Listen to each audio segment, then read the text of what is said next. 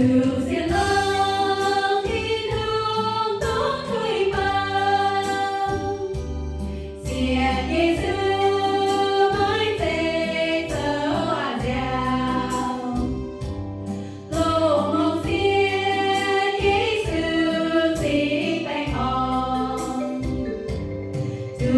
diên ơn mãi tuôn quãng hai nhung, diên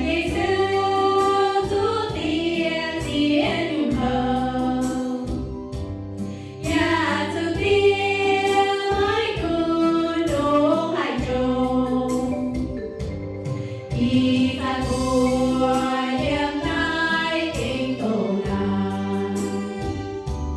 dẹp thì tòng của tai đến nhớ chiên,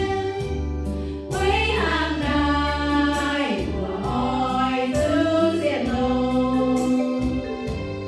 giữ diên lông thì thương lúc kỳ vọng,